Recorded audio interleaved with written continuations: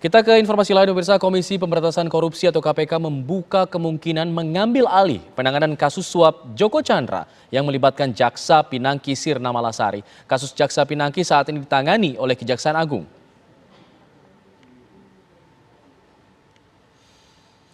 Saat ini posisi KPK adalah melakukan pengawasan penanganan kasus Jaksa Pinangki oleh Kejaksaan Agung.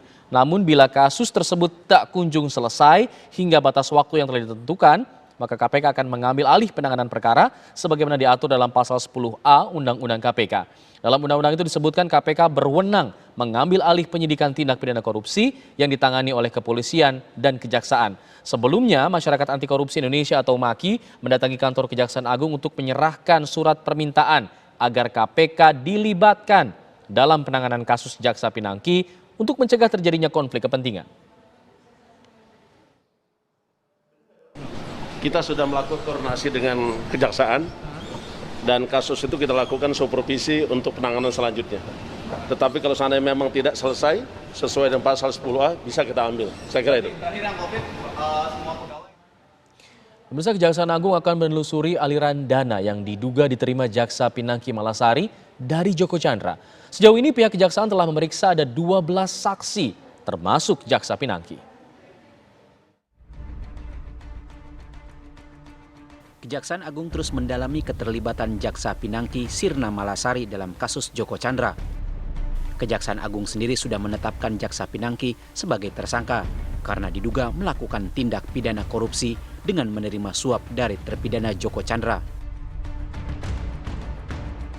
Tidak hanya Pinangki, Joko Chandra juga ditetapkan sebagai tersangka karena diduga memberikan suap kepada Jaksa Pinangki.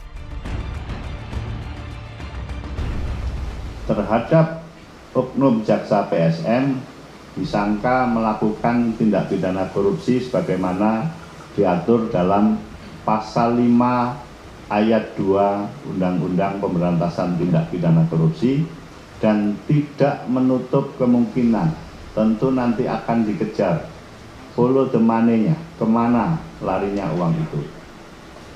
Kemudian terhadap tersangka JST, sebagaimana kami sampaikan terdahulu, disangka melakukan tindak pidana sebagaimana dimaksud dalam pasal 5 ayat 1 huruf A, atau kedua pasal 5 ayat 1 huruf B, atau ketiga pasal 13 Undang-Undang Pemberantasan Tindak Pidana Korupsi.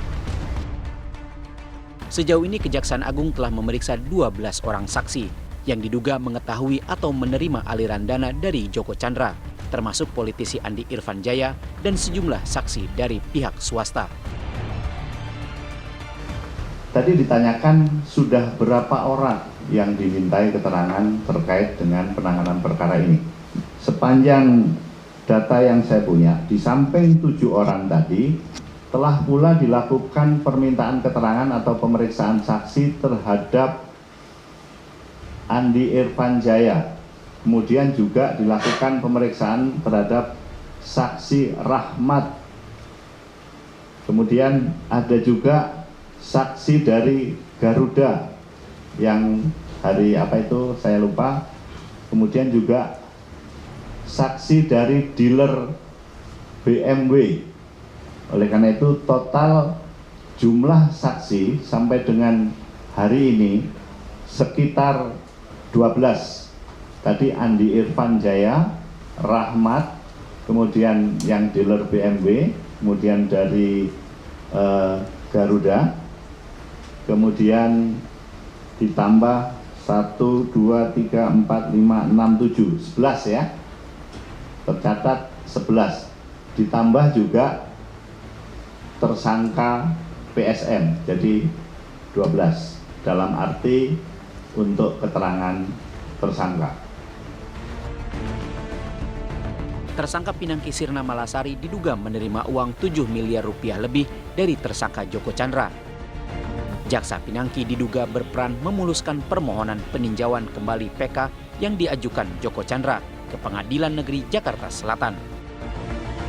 Keterlibatan Jaksa Pinangki semakin terang benderang setelah beredar foto pertemuan antara Jaksa Pinangki dengan Joko Chandra.